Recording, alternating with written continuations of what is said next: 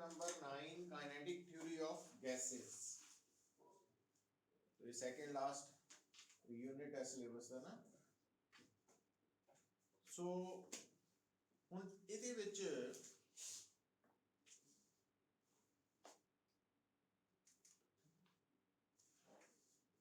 ਜਦੋਂ ਆਪਾਂ ਗੈਸ ਦੀ ਗੱਲ ਕਰਦੇ ਆ ਤਾਂ ਤੁਹਾਨੂੰ ਗੈਸ ਦੇ ਬਾਰੇ ਪਤਾ ਹੀ ਹੈ ਕਿ ਗੈਸ ਮੈਟਰ ਦੀ ਉਹ ਸਟੇਟ ਹੈ ਜਿਹਦੇ ਵਿੱਚ मैटर दी ना तो कोई अपनी शेप है तो ना ही कोई अपनी वॉल्यूम है, फिक्स्ड वॉल्यूम भी नहीं है ना कोई फिक्स्ड शेप है ना। तो हुण जदों असीं गैस तो अगली स्टैप लैने आ पुत्तर देखो इनू रफली इदां भी एक ब्रॉडर आइडिया माइंड दे विच रखना वो की है, वो गल ये है सॉलिड दा आपां गल कर लईए सॉलिड से साडे कोल है ice, given amount of ice है, फिर आपां उस आइस नू मेल्ट करके हीट करके पानी बना लिया। तो आइस सॉलिड फॉर्म है, वाटर लिक्विड फॉर्म है, तो फिर आपां नू दोबारा हीट करके वेपर्स च कन्वर्ट करना। तो सॉलिड लिक्विड और गैस मतलब जदों सबस्टांस सॉलिड फॉर्म च है तो उस वक्त उहदी इंटरनल एनर्जी है लैसर घट, ते जदों वो सबस्टांस लिक्विड फॉर्म च कन्वर्ट किया जाता तो उहदी इंटरनल एनर्जी ज़्यादा हो जाती है। गल नूं समझ आना चाहिए क्योंकि सॉलिड नूं जदों हीट मिलेगी तो वो लिक्विड वाल जाएगा, मीनस उहदे कोल एक्सट्रा हीट है, और जदों हीट बॉडी के अंदर चला गई उन्होंने असीं इंटरनल एनर्जी के नाम नाल जानते हैं। तो अगर साडे कोल आइस है और उस आइस तो बनया होया फिर पानी बना लिया, फिर उसे पानी तो स्टीम बना ली, तो इन्हां तीनों स्टेट्स दे विच सब तो ज़्यादा इंटरनल एनर्जी किहदे कोल है, स्टीम दे कोल है ना। तो स्टीम ज़्यादा इंटरनल एनर्जी पोजेस करेगी वाटर नालों, वाटर ज़्यादा एनर्जी पोजेस करेगा आइस नाल, उस स्टेट दे विच आपां कंपैरिजन कर रहे। दूसरी गल देखो जदों हुण ये जिहड़ा स्टीम वाला ज़्यादा इंटरनल एनर्जी है पानी दी घट है, ये फर्क कित्थों पता लगदा तुहानूं भला? हुण कई बार अपने नाल इंसीडेंट हो जाता कि रोटी है ना, तो वो रोटी फुली हुई है, तो जदों अचानक असीं हत्थ मारते हैं या वज गया हत्थ तो उहदे विचों भी की निकलदी है, स्टीम निकलदी है ना। तो वो कई बार उंगल नूं सेक लग जाता, वो काफ़ी पेनफुल हुंदा काम कंपैरेटिवली। उसका कारण की है भी 100 डिग्री सैल्सीयस ते जिहड़ा पानी है ना, ते 100 डिग्री सैल्सीयस ते उसे पानी की बनी स्टीम है, तो स्टीम के इफेक्ट्स ज़्यादा हार्मफुल है साडे लिए क्योंकि वो मोर एनर्जी कैरी करती है। तो एक पॉइंट समझना ना, मतलब बेसिक कंसेप्ट है। दूसरी गल कि एक वर्ड असी ना आम तौर पे यूज करते हैं गैस, और एक वर्ड है वेपर। क्या ये दोनों सेम है? लिखन तो अलग है ही है वेपर और गैस, तो क्या एक्चुअली भी ये अलग ही है?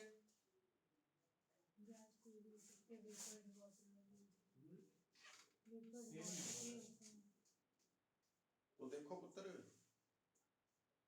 एक्चुअली वेपर ते गैस ये जिहड़ियां दो टर्म्स है, इन्हां दोनों दे विच एक बड़ा ही माइन्यूट जिहा डिफरेंस है, बहुत हल्का जिहा डिफरेंस है। वो हल्का डिफरेंस की है, अगर मेरे को वैसे दोनों प्रैक्टिकली इको तरह नाल ही डील करते हैं असीं, पर फर्क की है कि अगर मान लो मेरे को एक गैस है ते उस गैस तो मैं लिक्विड बनाना चाहना, लिक्विड तो पॉसिबल है?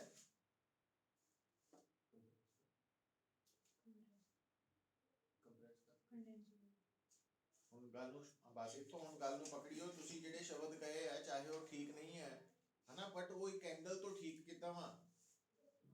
ਇੱਕ ਪਾਸੇ ਹੈ ਗੈਸ, ਇੱਕ ਪਾਸੇ ਹੈ ਵੇਪਰ।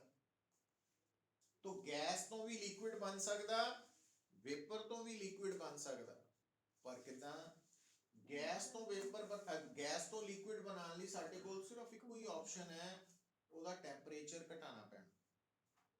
ਗੈਸ ਦਾ ਟੈਂਪਰੇਚਰ ਘਟਾਉਂਗੇ ਤਾਂ ਹੀ ਉਹ ਲਿਕੁਇਡ ਬਣ ਪਾਏਗੀ। ਕੰਪਰੈਸ ਕੰਪਰੈਸ ਜਿੰਨਾ ਮਰਜ਼ੀ ਕਰਦੇ ਰਹੋ ਕੋਈ ਫਰਕ ਨਹੀਂ ਪੈਣਾ। ਕੰਪਰੈਸ ਕਰਨ ਦਾ ਮਤਲਬ ਪ੍ਰੈਸ਼ਰ ਵਧਾਉਣਾ ਹੈ ਨਾ।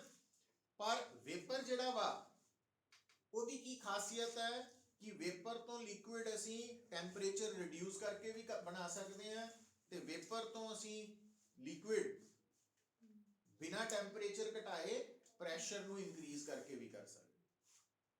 ਸੋ ਜਿਹੜਾ ਵੇਪਰ ਔਰ ਗੈਸ ਹੈ, ਠੀਕ ਹੈ, ਉਹਦੇ ਚ ਫਰਕ ਕੀ ਹੈ ਕਿ ਗੈਸ ਨੂੰ ਲਿਕੁਇਡ ਚ ਕਨਵਰਟ ਕਰਨ ਲਈ ਸਿਰਫ ਇੱਕੋ ਇੱਕ ਆਪਸ਼ਨ ਹੈ, ਟੈਂਪਰੇਚਰ ਘਟਾ ਕੇ ਬਣਨੀ ਹੈ।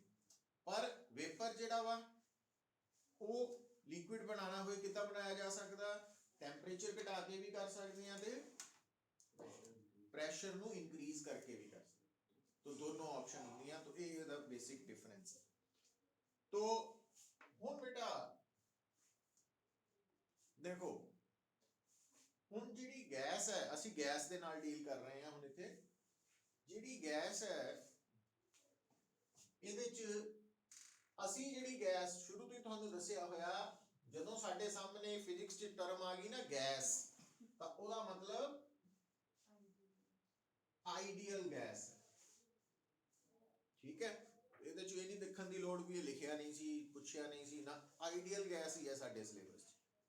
तो ਹੁਣ ਜਿਹੜੀ ਆਈਡੀਅਲ ਗੈਸ ਹੈ ਉਹਦੇ ਬਾਰੇ ਸਾਨੂੰ ਉਹਦੇ ਕਰੈਕਟਰਿਸਟਿਕਸ ਬਾਰੇ ਕਿਹਨੇ ਦੱਸਿਆ, ਕਾਈਨੈਟਿਕ ਥਿਊਰੀ ਆਫ ਗੈਸਿਸ ਦਾ ਕਨਸੈਪਟ ਹੈ ਨਾ ਜਿਹੜਾ, ਉਹ ਆਈਡੀਅਲ ਗੈਸ ਨਾਲ ਰਿਲੇਟਡ ਹੈ। ਉਹ ਕਿਉਂ, ਉਹਦਾ ਕਾਰਨ ਬੜਾ ਸਾਫ਼ ਹੈ। ਦੇਖੋ ਕਿ ਐਕਚੁਅਲੀ ਜਿੱਥੇ ਵੀ दो मॉलिक्यूल्स होंगे, तीन भी हो सकते हैं, दो तो ज्यादा, बट आप मिनिमम दो मॉलिक्यूल्स ले, जिथे भी दो मॉलिक्यूल्स होंगे तां उन्हां दे विच इंटरैक्शन होएगी, मतलब वो मॉलिक्यूल्स एक दूजे ते फोर्स एक्सर्ट करनगे, ठीक है।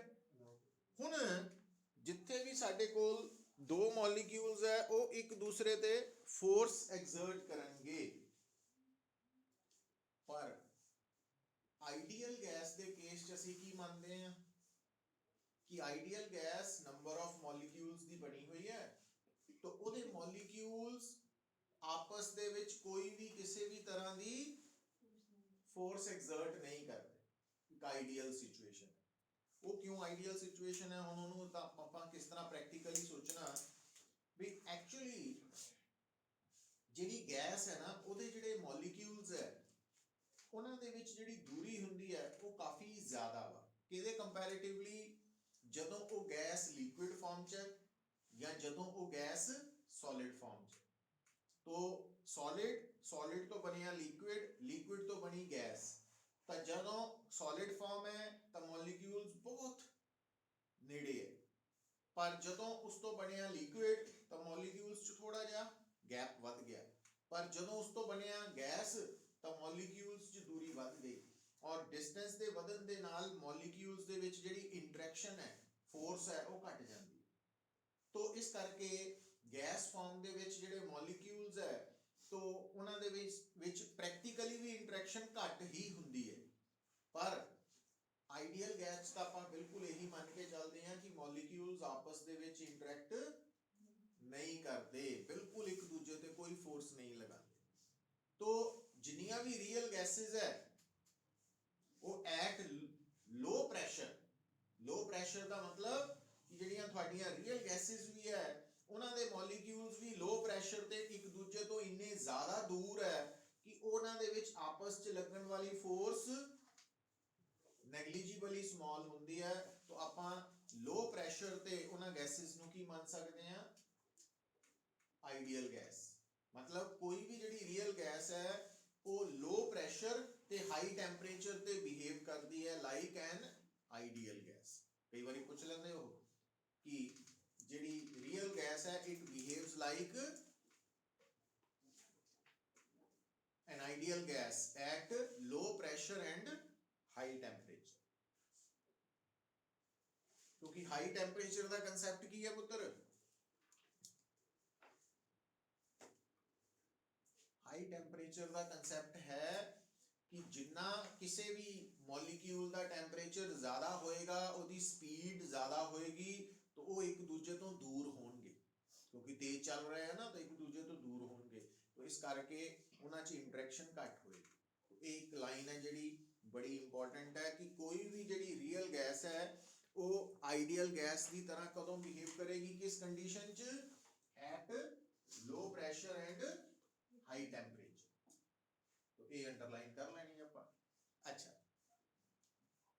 हुण क्योंकि जिहड़ी आइडियल गैस है ਉਹਦੇ ਮੋਲੀਕਿਊਲਸ ਦੇ ਵਿੱਚ ਮੰਨਿਆ ਜਾਂਦਾ ਵਾ ਕਿ ਕੋਈ ਇੰਟਰੈਕਸ਼ਨ ਨਹੀਂ ਹੈ, ਤਾਂ ਇਹਦਾ ਮਤਲਬ ਆਈਡੀਅਲ ਗੈਸ ਦੇ ਮੋਲੀਕਿਊਲਸ ਸਿਰਫ ਆਪਣੇ ਮੋਸ਼ਨ ਕਰਕੇ ਹੀ એનર્ਜੀ ਪੋਜੈਸ ਕਰ ਰਹੇ, ਤੇ ਮੋਸ਼ਨ ਕਰਕੇ એનર્ਜੀ ਨੂੰ ਅਸੀਂ ਕਹਿੰਦੇ ਆ ਕਾਈਨੈਟਿਕ એનર્ਜੀ। तो इस करके इस थ्योरी जिहड़ी आ कंसैप्ट है इनू सपोर्ट करने वाली जिहड़ी थ्योरी है कि गैस के मॉलिक्यूल्स की सिर्फ काइनेटिक एनर्जी ही हुंदी है, क्योंकि इंटरैक्शन ना होने करके पोटेंशियल एनर्जी जीरो है, तो इस नू सपोर्ट करने वाली थ्योरी नू असीं की कहने आ काइनेटिक थ्योरी ऑफ गैसेस। तो काइनेटिक थ्योरी, काइनेटिक वर्ड जिहड़ा वा ये मान के चलदा कि गैसेस के मॉलिक्यूल्स दे विच इंटरैक्शन नहीं है, सिर्फ टेम्परेचर करके ही मॉलिक्यूल्स मोशन च है, जिस करके ही गैस की टोटल एनर्जी है। जबकि इस तो पहला तुहानू मैं की दस्सिया सी कि किसी भी सिस्टम की जिहड़ी टोटल एनर्जी है उन्होंने असीं कहने आ इंटरनल एनर्जी, है ना। इंटरनल एनर्जी बेसिकली की हुंदी है,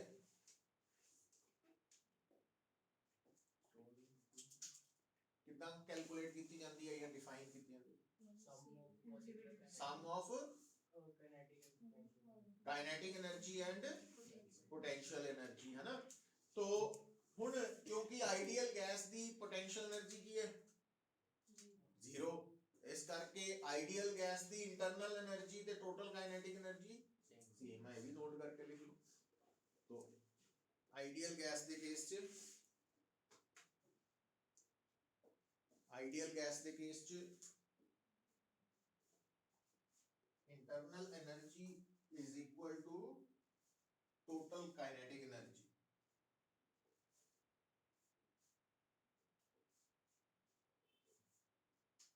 और डेल्टा यू का होता चेंज, अल्लाह यू लिख।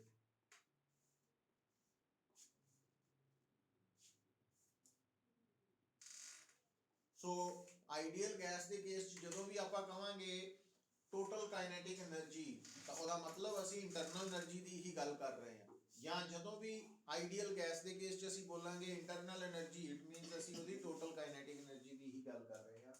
तो ये स्टेप याद रखना। अच्छा फिर एक होर गल पुत्र जिहड़ी बड़ी इंपॉर्टेंट है, क्योंकि असी लोग यूनिट नंबर 4 दे विच मैकेनिकल एनर्जी बारे भी पढ़ के आए सी, याद है कुछ की हुंदी mechanical energy, kinetic plus potential. हां ते इथे आके अपन वर्ड यूज कर रहे हैं इंटरनल एनर्जी। फर्क की है, फर्क है देखो जदों असी गल नूं सुनियो, जदों असी गल करते हैं मैकेनिकल एनर्जी, तो मैकेनिकल एनर्जी दे विच जे मान लो मेरे को एक से बॉल है, एक बॉल है, तो वो जिहड़ी बॉल है उसकी मैकेनिकल एनर्जी निकालनी है, तो उसकी मैकेनिकल एनर्जी दे लई सब तो पहला मैं की देखांगा कि वो जिहड़ी बॉल है ਉਹਦਾ ਜਿਹੜਾ सेंटर ऑफ मास है, ਜਿਹੜਾ बॉल है ना ਉਹਦੇ सेंटर ऑफ मास ਦੀ मैं वेलोसिटी नोट करांगा with respect to reference point. ਹੁਣ ਰੈਫਰੈਂਸ ਪੁਆਇੰਟ ਕੌਣ ਹੈ? ਉਸ ਬॉल ਨੂੰ ਛੱਡ ਕੇ ਕਿਸੇ ਹੋਰ ਨੂੰ ਮੰਨਿਆ ਹੋਇਆ, ਅਰਥ ਨੂੰ ਮੰਨ ਲਿਆ, ਹੈ ਨਾ। तो ਮਕੈਨੀਕਲ એનર્ਜੀ ਦੇ ਵਿੱਚ ਜਦੋਂ ਅਸੀਂ ਕਿਸੇ ਬੋਡੀ ਦੀ ਮਕੈਨੀਕਲ એનર્ਜੀ ਕੱਢਦੇ ਆ, ਉਹ ਵੀ ਡੈਫੀਨੇਸ਼ਨ ਕੀ ਹੈ? Kinetic plus potential energy.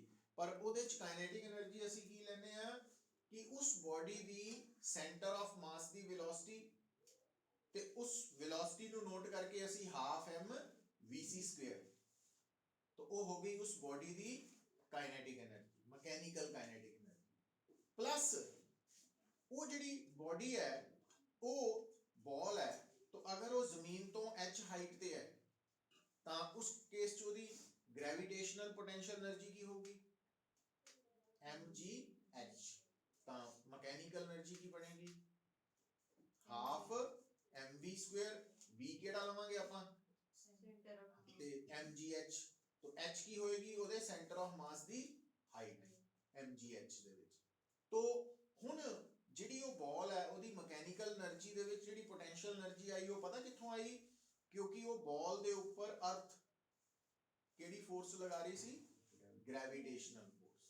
तो ਬਾਹਰੋਂ ਫੋਰਸ ਲੱਗ ਰਹੀ ਨਾ ਜਿਹੜੀ, ਉਹਦੇ ਕਰਕੇ ਉਹ ਮਕੈਨੀਕਲ એનર્ਜੀ ਦਾ ਪਾਰਟ ਹੈ। ਪਰ ਜੇ ਮੈਂ ਕਹਾਂ ਬਾਲ ਦੀ kinetic energy, sorry internal energy ਕੱਢੋ, ਫਿਰ ਮੈਂ ਕੀ ਕਰਾਂਗਾ? ਜੇ ਮੈਂ ਬॉल ਦੀ ਇੰਟਰਨਲ એનર્ਜੀ ਕੱਢਣੀ ਚਾਹਨਾ ਤਾਂ ਫਿਰ ਮੈਂ ਉਸ ਬॉल ਦੀ ਇੰਟਰਨਲ એનર્ਜੀ ਕੱਢਣ ਲਈ ਉਸ ਬॉल ਦੇ ਕੱਲੇ ਮੋਲੀਕਿਊਲ ਦੀ ਵੈਲੋਸਿਟੀ ਨੋਟ ਕਰਾਂਗਾ, ਤੇ ਉਹਨਾਂ ਨੂੰ ਹਾਫ mv² ਦੇ ਨਾਲ, ਪਹਿਲੇ ਮੋਲੀਕਿਊਲ ਦੀ half mv² plus half mv² half mv² ਕਰਦੇ ਕਰਦੇ ਜਿੰਨੇ ਵੀ ਮੋਲੀਕਿਊਲ ਸੀ ਉਹਨਾਂ ਸਾਰਿਆਂ ਦੀ ਟੋਟਲ ਕਾਈਨੈਟਿਕ એનર્ਜੀ ਐਡ ਕਰਾਂਗੇ। तो मतलब इंटरनल एनर्जी ਦੇ ਵਿੱਚ ਅਸੀਂ ਬੋਡੀ ਦੇ ਸੈਂਟਰ ਆਫ ਮਾਸ ਨੂੰ ਨਹੀਂ ਕੰਸੀਡਰ ਕੀਤਾ, ਕੱਲੇ ਮੋਲੀਕਿਊਲ ਦੀ ਵੈਲੋਸਿਟੀ ਨੂੰ ਨੋਟ ਕਰਕੇ ਹਾਫ mv² ਲਗਾ ਕੇ ਟੋਟਲ ਕਾਈਨੈਟਿਕ એનર્ਜੀ ਨਿਕਾਲੀ। ਪਲੱਸ ਪੋਟੈਂਸ਼ੀਅਲ એનર્ਜੀ ਕਿੱਦਾਂ ਨਿਕਾਲਾਂਗਾ ਉਸ ਬॉल ਦੀ? ਇੰਟਰਨਲ। ਤਾਂ ਹੁਣ ਇੰਟਰਨਲ ਪੋਟੈਂਸ਼ੀਅਲ એનર્ਜੀ ਨਿਕਾਲਣ ਲਈ ਮੈਂ ਉਸ ਬॉल ਦੀ ਔਰ ਅਰਥ ਦੀ ਇੰਟਰੈਕਸ਼ਨ ਨਹੀਂ ਕੰਸੀਡਰ ਕਰਨੀ। कि कड़ी इंटरेक्शन कंसीडर करनी है कि उस बॉल दे मॉलिक्यूल्स आपस च जिहड़ी फोर्सेस लगा रहे हैं उन्हां करके जिहड़ी पोटेंशियल एनर्जी। तो इस करके नो डाउट इंटरनल एनर्जी च भी असी टर्म लिखते हैं kinetic energy plus potential energy, ते मैकेनिकल एनर्जी च भी यही कहने हैं। पर फर्क की है कि इंटरनल एनर्जी दे विच असी हर मॉलिक्यूल दी काइनेटिक एनर्जी प्लस हर मॉलिक्यूल दी अपने दूसरे मॉलिक्यूल दे नाल इंटरेक्शन तो पैदा हुई पोटेंशियल एनर्जी नू कंसीडर करना, ना कि सिस्टम दी सराउंडिंग दे नाल इंटरेक्शन तो जिहड़ी पोटेंशियल एनर्जी आनी। तो इस करके जिहड़ी तुहाडी गैस है उन्होंने अगर आपां सिलेंडर च भर के मान लो दीवार ते रख दईए, है ना, दीवार के उपर रख दईए, ते या उसे सिलेंडर नू चक के फर्श ते रख दईए, तां इंटरनल एनर्जी की रहनी है गैस दी? बोलो, सेम रहूगी कि नहीं?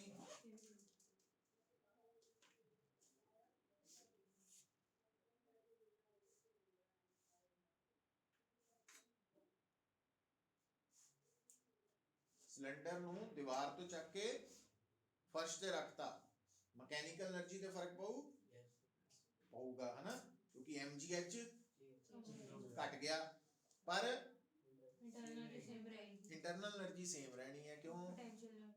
हाँ, क्योंकि वो जी mgh वाली पोटेंशियल एनर्जी है वो तो सराउंडिंग नाल इंटरेक्शन करके। तो एक पॉइंट नू दिमाग च रखना थोड़ा जरूरी है।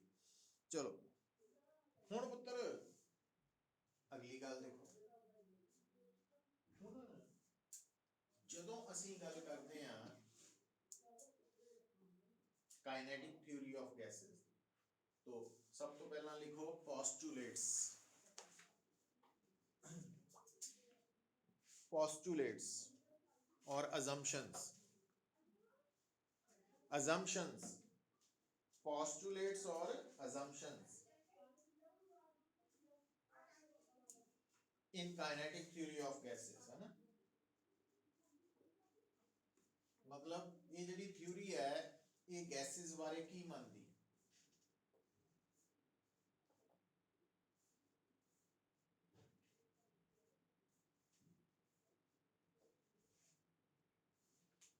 तो तो सब तो पहला लिखो number 1, all gases are made of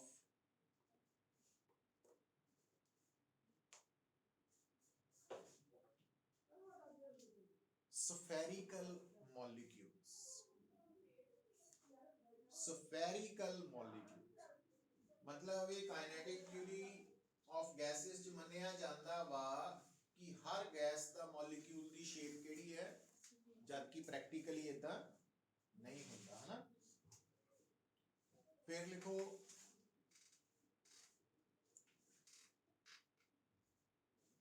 all the molecules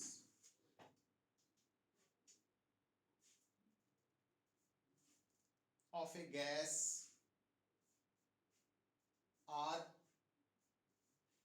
identical but molecules of different gases are of different sizes.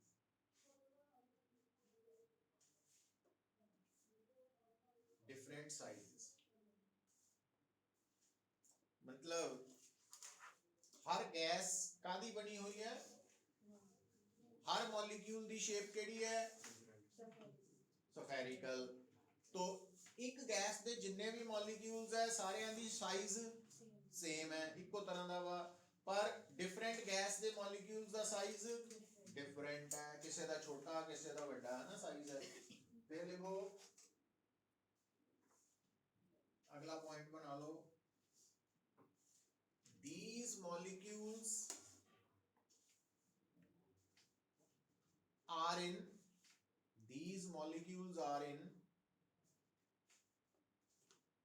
random motion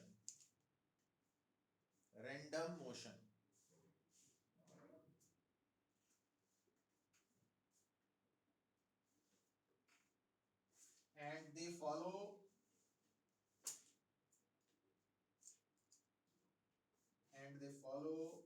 zigzag path.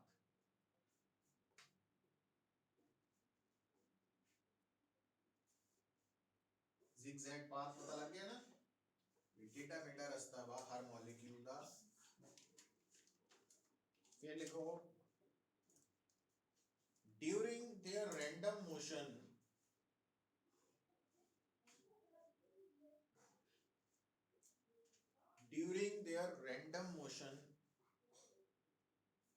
these molecules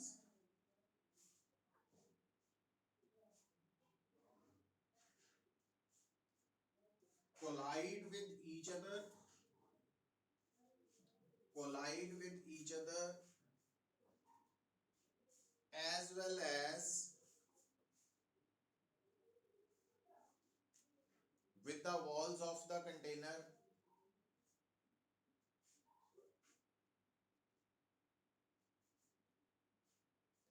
and their collisions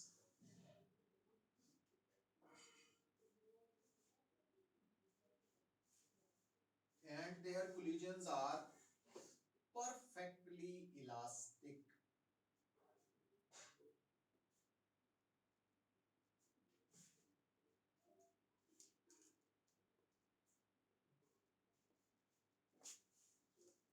ਹੁਣ ਗੱਲ ਨੂੰ ਸੁਣਿਓ ਪੁੱਤਰ, ਇੱਕ ਆਪਾਂ ਟੌਪਿਕ ਪੜਿਆ ਸੀ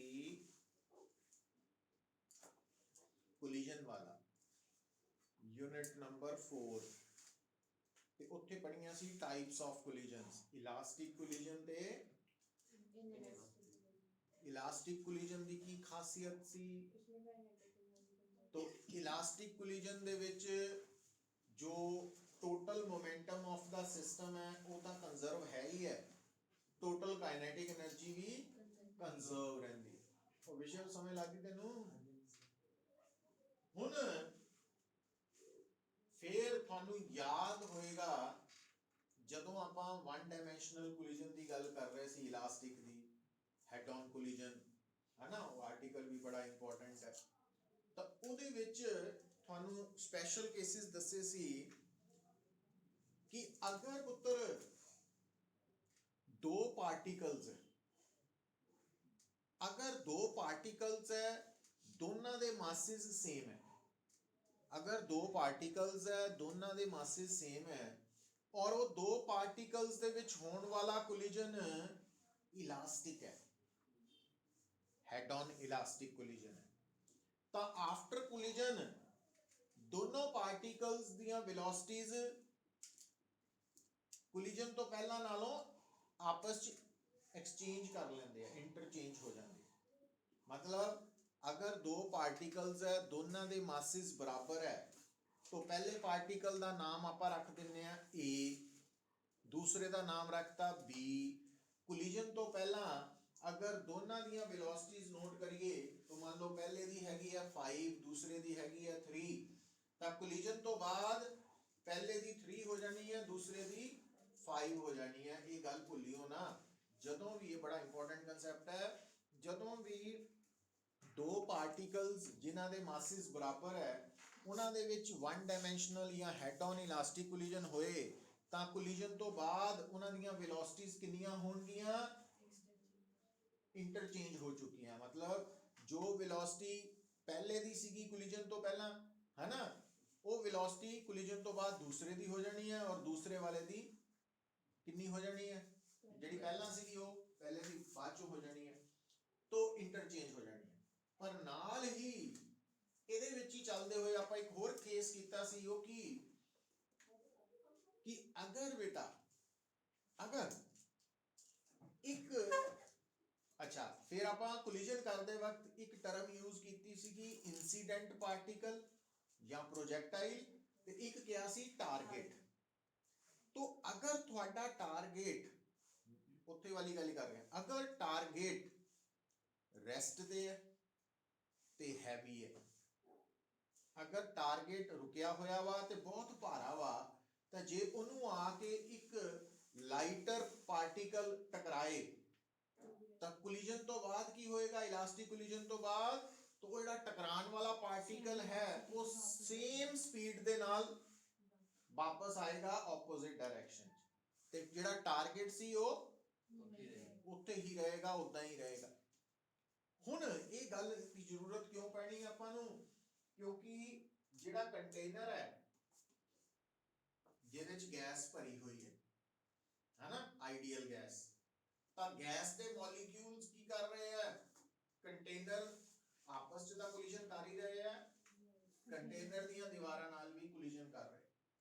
ਤਾਂ ਹੁਣ ਕੰਟੇਨਰ ਦੀ ਦੀਵਾਰ ਦਾ ਮਾਸ ਤੇ ਮੋਲੀਕਿਊਲ ਦੇ ਮਾਸ ਦਾ ਕੰਪੈਰੀਜ਼ਨ ਕਰੋ ਤਾਂ ਫਿਰ ਦੀਵਾਰ ਇੱਕ ਤਾਂ ਟਾਰਗੇਟ ਹੈ, ਇੱਕ ਰੁਕੀ ਹੋਈ ਹੈ, ਇੱਕ ਦੀਵਾਰ ਦਾ ਮਾਸ ਮੋਲੀਕਿਊਲ ਦੇ ਮਾਸ ਤੋਂ ਬਹੁਤ ਵੱਡਾ ਵਾ। ਸੋ ਇਹਦਾ ਮਤਲਬ ਕੀ ਹੋਏਗਾ कि जदों भी कंटेनर की दीवार के नाल मॉलिक्यूल जाके टकराएगा तो कोलिजन तो बाद उसे स्पीड नाल रिबाउंड करेगा, है ना। क्यों, क्योंकि आपा मन्निया केड़ा कोलिजन है, इलास्टिक कोलिजन, इस करके सारा कुछ है ना, मतलब वो गल्लां इत्थे यूज होनियां, इस करके ये स्टेप्स लिखे जा रहे हैं। फिर लिखो अगला पॉइंट नोट कर लो,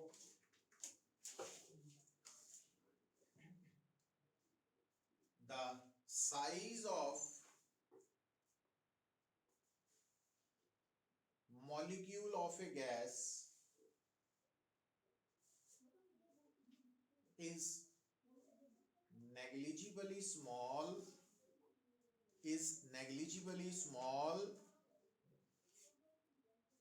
in comparison to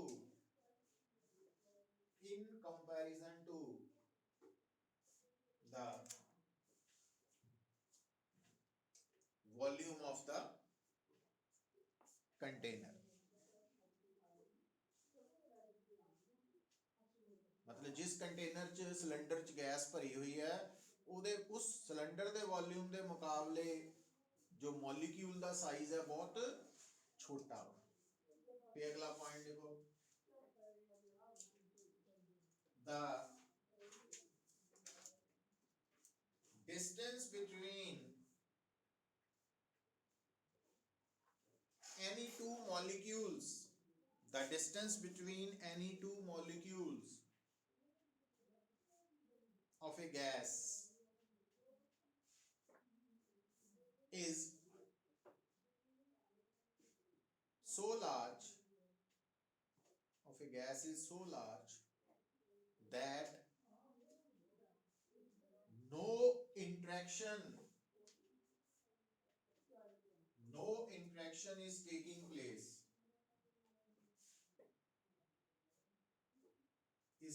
place hence potential energy of the molecules is zero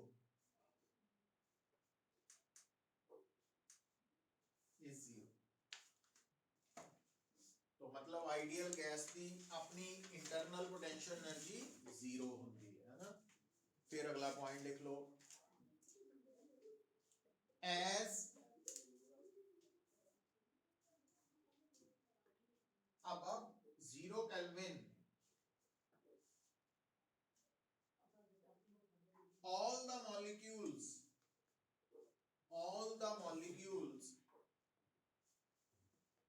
are in motion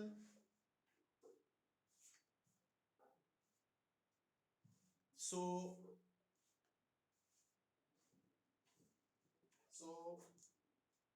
internal energy of an ideal gas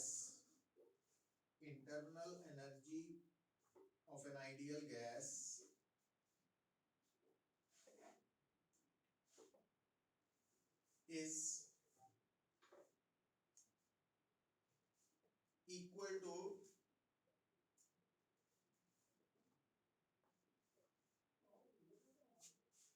total kinetic energy of the molecules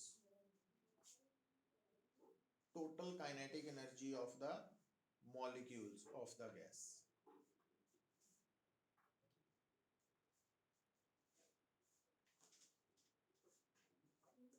फिर लिखो बेटा, during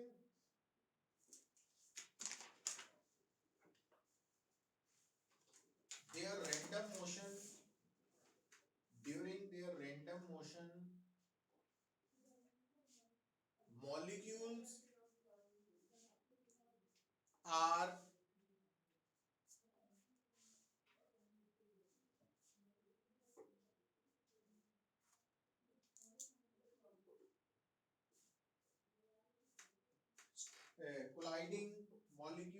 colliding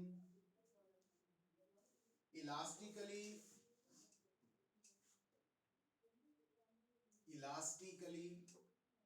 with the walls of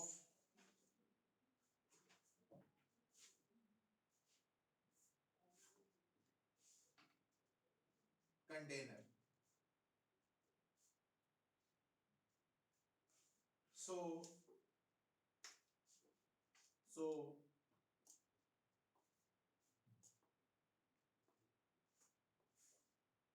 pressure is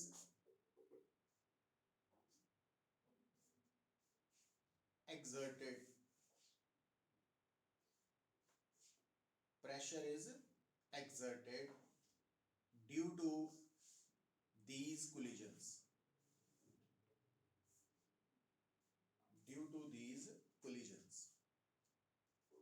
ਹੁਣ ਇਹਦਾ ਕੀ ਮਤਲਬ ਹੈ? ਗੱਲ ਬੜੀ simple ਹੈ ਪੁੱਤਰ, ਦੇਖੋ ਪ੍ਰੈਸ਼ਰ ਹੁੰਦਾ ਕੀ ਹੈ? ਹਾਂ, ਮਤਲਬ ਜੇ ਆਪਾਂ ਕਹਿੰਦੇ ਆ ਕਿ ਇੱਕ ਸਰਫੇਸ ਤੇ ਪ੍ਰੈਸ਼ਰ ਲੱਗ ਰਿਹਾ ਤਾਂ ਉਹਦਾ ਮਤਲਬ ਕੀ ਹੈ? ਫੋਰਸ ਲੱਗ ਰਹੀ ਹੈ ਨਾ, ਫੋਰਸ ਪਰ यूनिट एरिया ਪ੍ਰੈਸ਼ਰ ਹੈ। ਹੁਣ ਫੋਰਸ ਲੱਗ ਰਹੀ ਹੈ, ਇਹਦੇ ਬਾਰੇ ਕਿੱਦਾਂ ਪਤਾ ਲੱਗਦਾ?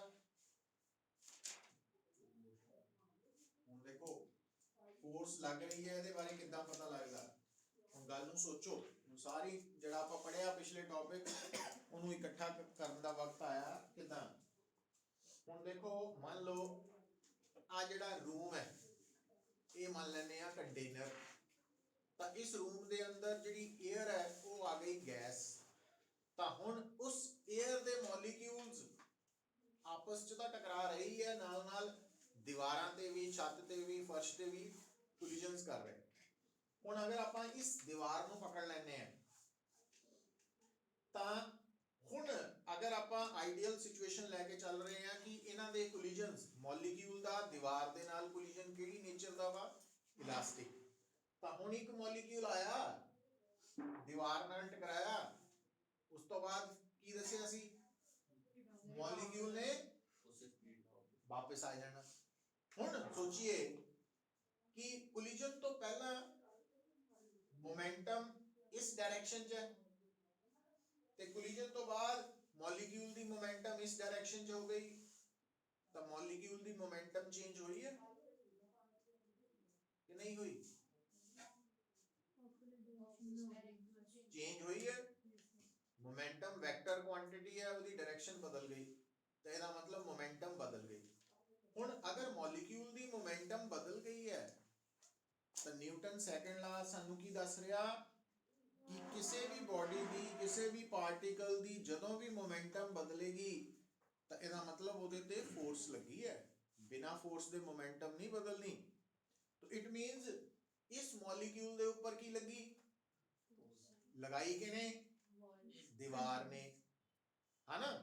अच्छा, ते नाल ही न्यूटन थर्ड ला भी याद आ जाना चाहिए कि जे दीवार ने मॉलिक्यूल ते फोर्स लगाई है तो फिर मॉलिक्यूल भी दीवार ते फोर्स लगाया, ताई तो उन्हें लगनी है equal action and reaction equal. But तो इसका मतलब जदों मॉलिक्यूल्स वॉल्स ऑफ कंटेनर नाल टकरांदे या स्ट्राइक करते हैं तां की करते आ, हो फोर्स एक्सर्ट करते, ते फोर्स पर यूनिट एरिया नूं की कहने आपां, प्रेशर।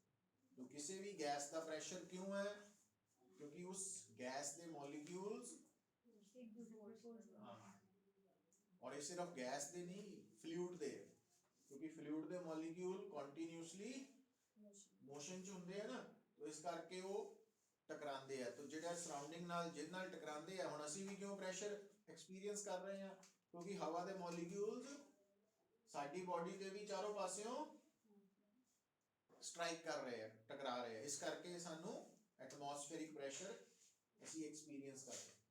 तो पता लग गया क्यों हुंदा गैस का प्रेशर। हुण लिखो भाई, हुण पुत्तर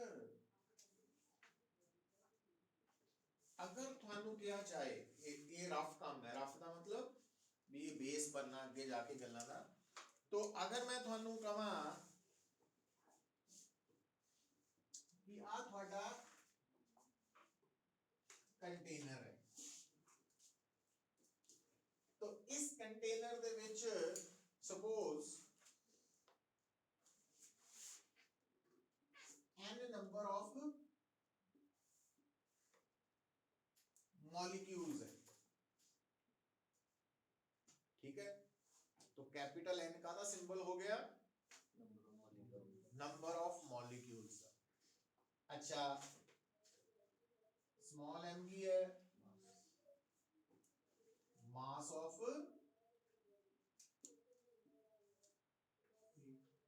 ईच मॉलिक्यूल। अच्छा, हुण ਤੁਹਾਨੂੰ मैं की लिखाया सीगा, काइनेटिक थ्योरी कहती है कि हर गैस कादी बनी हुई है, और ये जिहड़ी गैस दे मॉलिक्यूल्स है किहड़ा मोशन पोजेस करते हैं, रैंडम मोशन। रैंडम का मतलब कि उस गैस दे जिन्ने भी मॉलिक्यूल्स है सारियां दी वेलोसिटीज अलग अलग है, डिफरेंट है, रैंडमनेस है ना। तो हुण पुत्तर देखो इधर, जिहड़ा पहला मॉलिक्यूल है ओदी वेलोसिटी कितनी मान लई, दूसरे दी, तीसरे दी, तो कितने मॉलिक्यूल्स है, कुल कितने मॉलिक्यूल्स है। तो फिर का मतलब पहले दी V1, दूजे दी V2, V3, V4 करते करते लास्ट ते पहुंच गए Vn।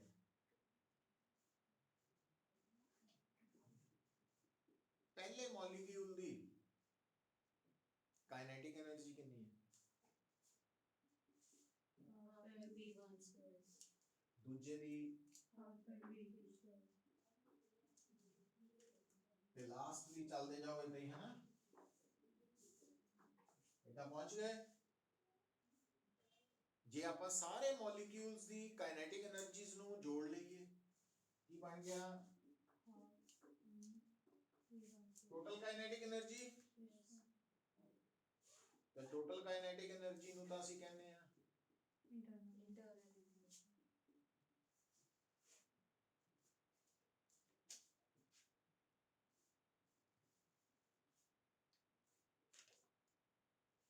लिख लिया।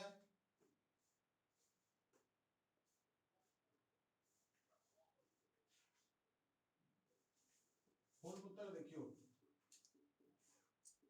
हाफ एम कॉमन है, ब्रैकेट्स की आजू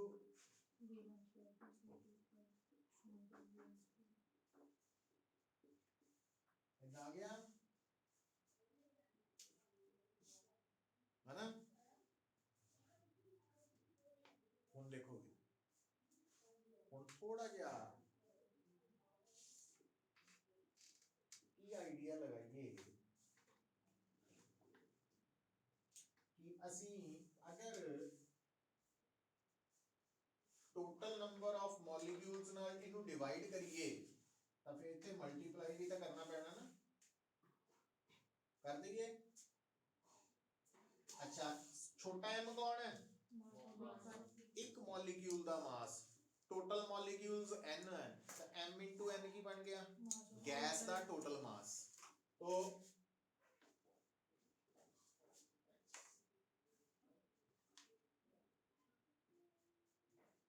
mt की हो गया गैस दा टोटल मास।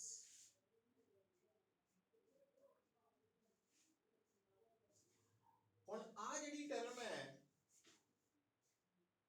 एडी वड्डी, उन्हों छोटा करके लिखना होए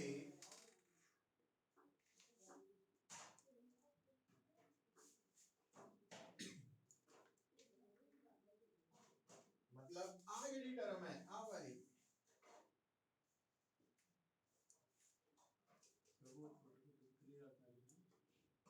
इतना छोटा हो गया, B R M S root mean square velocity R M S.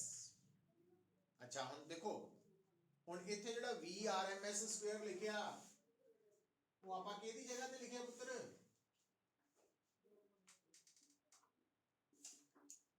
V1 square plus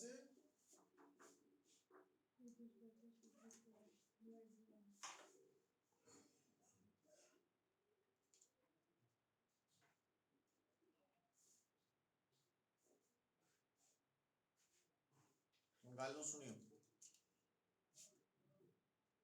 मतलब आ जिहड़ी टर्म है इहदी जगह ते आपां लिखिया वा। सो आहा जिहड़ी टर्म है जे आपां स्केयर हटा दईए तो इनू अंडर रूट इतना लिखना पैना ना।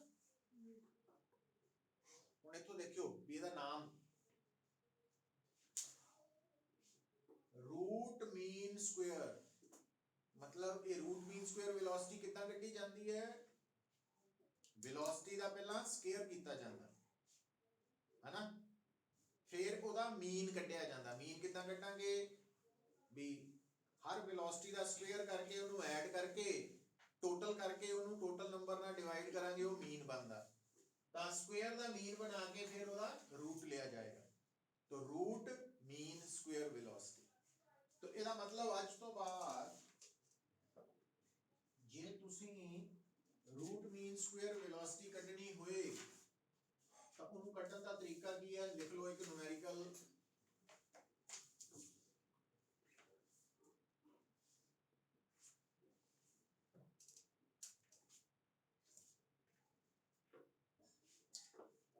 a system is made of 4 particles having velocities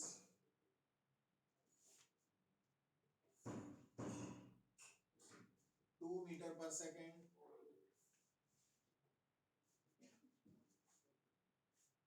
4 meter per second, 3 meter per second and 7 meter per second. Find RMS velocity.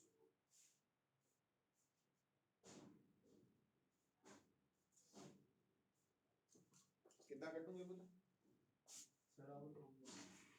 हाँ, तो देखो तो कितना आंसर आंदा ਤੁਹਾਡਾ।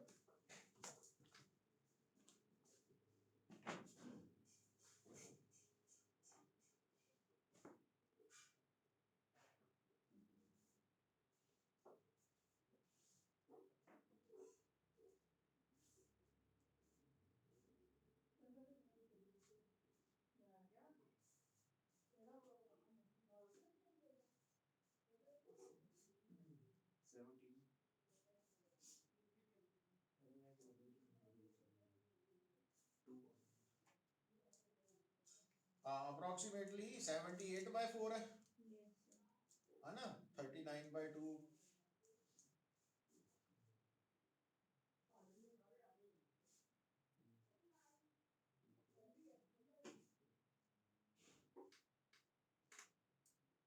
तो 19.5 ਦਾ ਅੰਡਰ ਰੂਟ यही बन गया। हाँ जी सर, इतने तक छाड़ देना बस। 19.5 ठीक है। ਹੁਣ ਗੱਲ ਨੂੰ ਸਮਝੋ ਪੁੱਤਰ, ਇੱਥੇ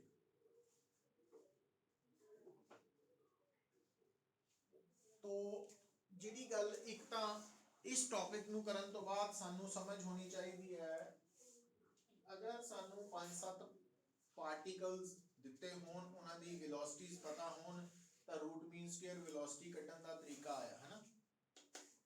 ਪਰ ਉਸ ਤੋਂ ਵੀ ਇੰਪੋਰਟੈਂਟ ਗੱਲ ਹੈ कि अगर साडे कोल एक गैस है, आइडियल गैस, तो उस गैस की टोटल इंटरनल एनर्जी निकालनी होए तो उसनू कड्ढण दा फार्मूला की है, गैस की इंटरनल एनर्जी निकालने का तरीका की है, हाफ गैस का मास, गिवन मास ते नाल गैस की रूट मीन स्क्वायर वेलोसिटी का स्क्वायर है ना।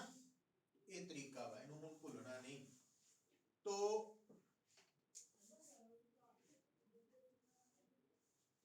कई बार जेडी रूट मीन स्क्वायर वेलोसिटी है ना, ਉਹਦਾ सिंबल ਆਪਾਂ ਇੱਥੇ ਤਾਂ VRMS ਲਿਖਿਆ, ਉਹ ਕਈ ਵਾਰ सिंबल C भी ਵਰਤ ਲਿਆ ਜਾਂਦਾ, इस करके वो थोड़ा ध्यान रखना तुसी।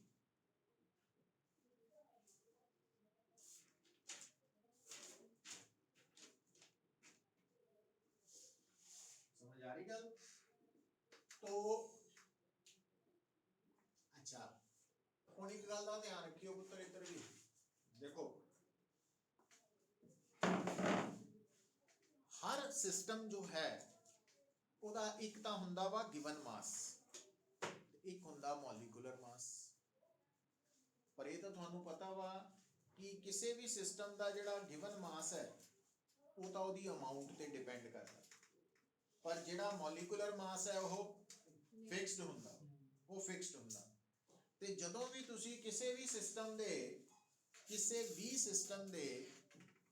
गिवन मास ਨੂੰ ਉਹਦੇ ਮੋਲੀਕੂਲਰ ਮਾਸ ਨਾਲ ਡਿਵਾਈਡ ਕਰਦੇ ਆ ਤਾਂ ਨੰਬਰ ਆਫ ਮੋਲਸ ਆ ਜਾਂਦੇ ਹੈ ਨਾ। ਇਸ ਕਾਰਨ ਕਰਕੇ अगर ਆਪਾਂ n लिखिए नंबर ऑफ मोल्स, तो n की वैल्यू होएगी total mass over molecular mass, लिख सकते हैं ना।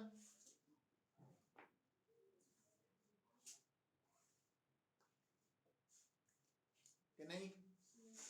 पर हम सिंबल से ध्यान दियो, कैपिटल M से केड़ा सिंबल है? Molecular mass.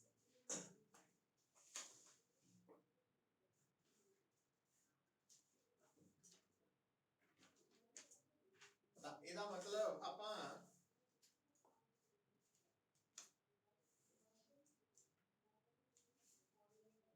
mt ਦੀ ਜਗ੍ਹਾ n into m ਲਿਖ ਸਕਦੇ ਹਾਂ।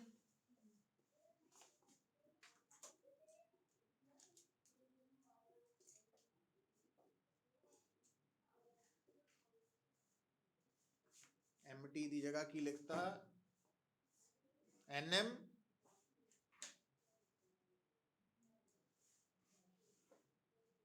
N कौन है M कौन है ठीक है अच्छा लेफ्ट साइड पे U की है और ये मैं ਤੁਹਾਨੂੰ ਸ਼ੁਰੂ ਚ ਹੀ ਲਿਖਾਇਆ ਕਿ ਆਈਡੀਅਲ ਗੈਸ ਦੇ ਵਿੱਚ ਇੰਟਰਨਲ એનર્ਜੀ ਬੋਲ ਲੋ ਟੋਟਲ ਕਾਈਨੈਟਿਕ એનર્ਜੀ ਬੋਲ ਲੋ ਦੋਨਾਂ ਦਾ मीनिंग ਸੇਮ ਹੈ ਹਨਾ ਤਾਂ ਨਾਲ ਹੀ ਹੁਣ ਇੱਧਰ ਦੇਖਿਓ ਪੁੱਤਰ ਜਰਾ ਆ ਹੈ ਇੰਟਰਨਲ એનર્ਜੀ ਤੇ ਆ ਜਿਹੜਾ NM ਹੈ ਇਹਦੇ ਥੱਲੇ ਲਿਖਤਾ ਹੈ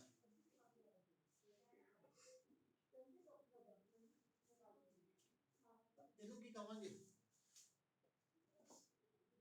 इंटरनल एनर्जी हाँ पर मोल एक मोल दी है ना तो internal energy per mole of an ideal gas कितने बराबर होंगी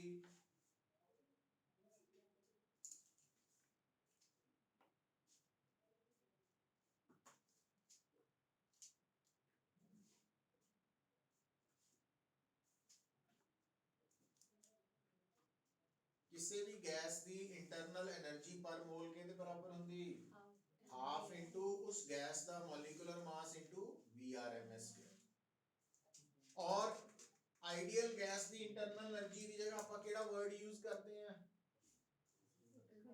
काइनेटिक एनर्जी है ना तो आप इनू जितना लिखे ना हेडिंग इंटरनल एनर्जी पर मोल तो ओदी जगह पे लिख सकते हैं kinetic energy per mole of an ideal gas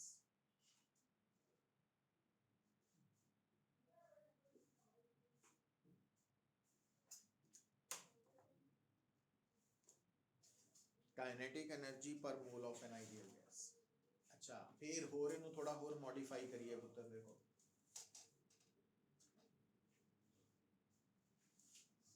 actually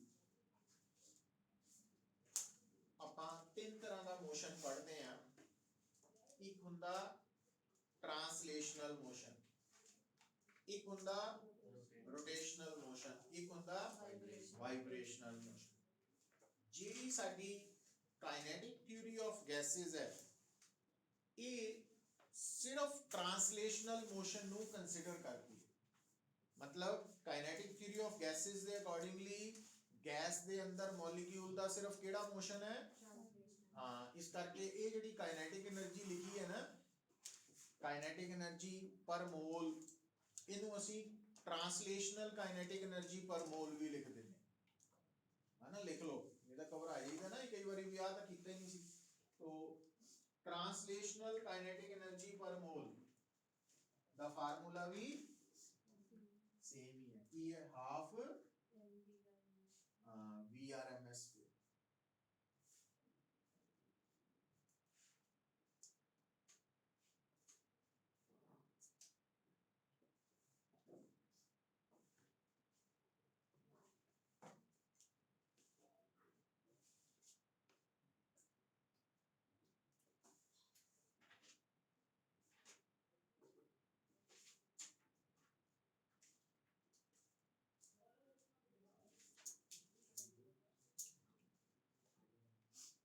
ठीक है भी इतने फिर रुक जाने आज ਹੁਣ ਆਪਣੀ ਨੈਕਸਟ ਕਲਾਸ ਹੋਏਗੀ ਮੰਡੇ ਨੂੰ ਅਗਲੇ ਸਾਲ ਸਰ ਹੁਣ ਅਗਲੇ ਸਾਲ ਹਾਂ ਇਦਾਂ ਕਰਨਾ ਹੁਣ ਸਾਲ ਪਿਆ ਵਾ ਟੈਸਟ ਤਿਆਰ ਕਰ ਲਓ ਹੈ ਨਾ तो साल खत्म भी होने वाला है अच्छा और खत्म होने वाला भी याद आ गया टेस्ट दे